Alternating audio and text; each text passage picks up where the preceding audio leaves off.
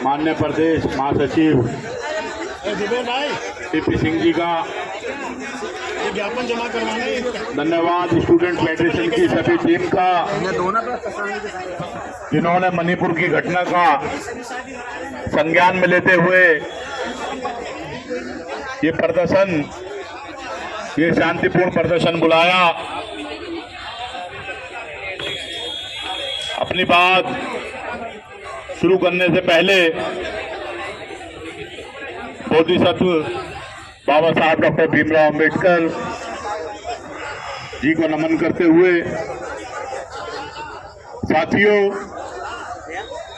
जैसा कि आप जानते हैं, ये आज का एक दिवसीय शांतिपूर्ण धरना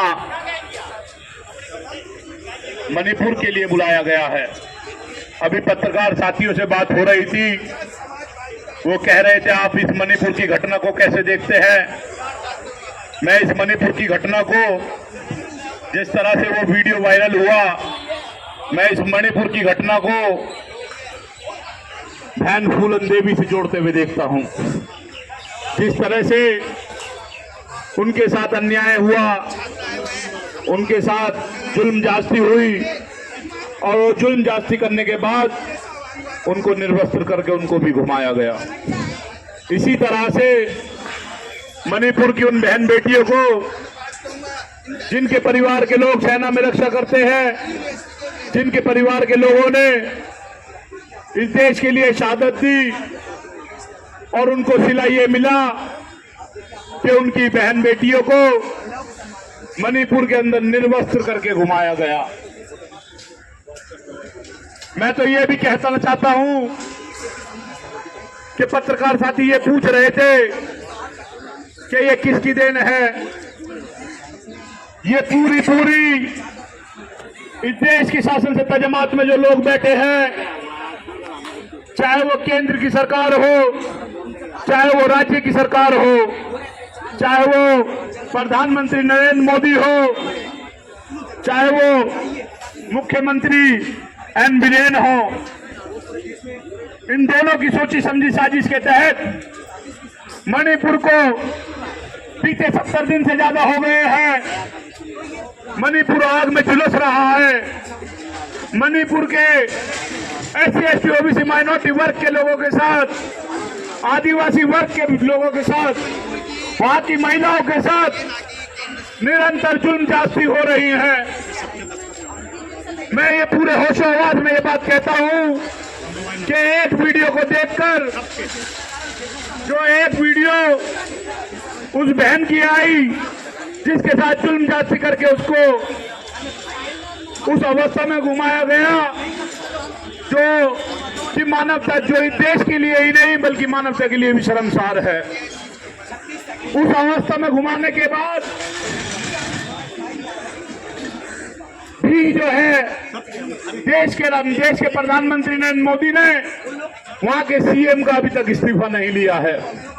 बस ये दो लफ्जों में कह के अपना पल्ला झाड़ने का काम किया कि इस घटना से वो बहुत आहत हैं। मेरा ये पूरा विश्वास है कि नरेंद्र मोदी आज वहां का इंटरनेट चालू कराए, ऐसी हजारों घटनाएं आपके फोन के माध्यम से देश भर के अंदर छा जाएगी। वो एक घटनाएं नहीं है, बल्कि हजारों ऐसी घटनाएं हैं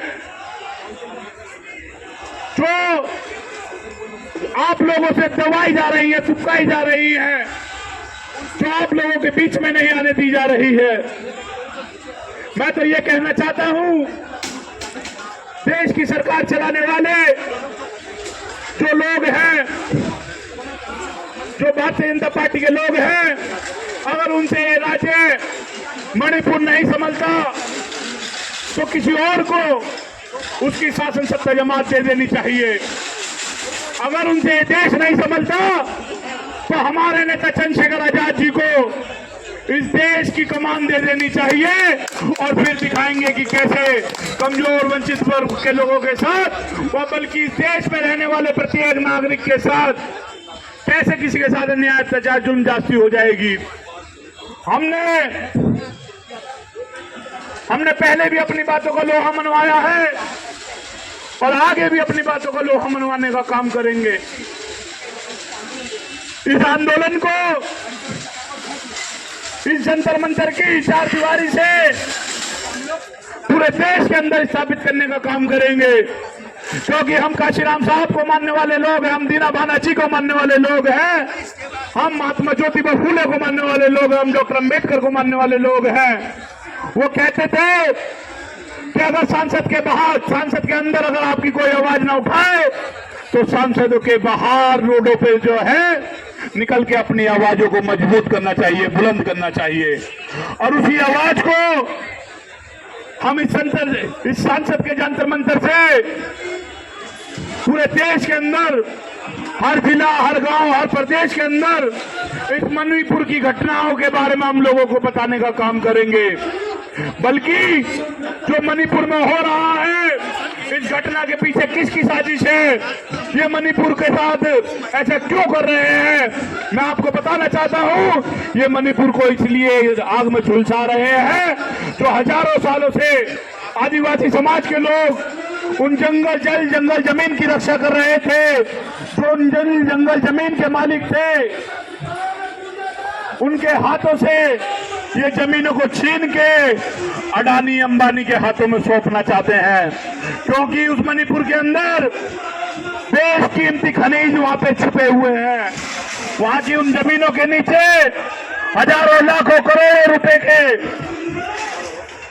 जो अडानी अंबानी को आगे बढ़ाने का काम कर सकते हैं, जो उसकी संपत्ति को मजबूत करने का काम कर सकते हैं, ऐसे खनिज वहां पे दुनिया भर के छुपे हुए हैं। उन जंगल जमीन को खत्म करके ये लोग वहां पे टाउनशिप बनाने का काम करेंगे।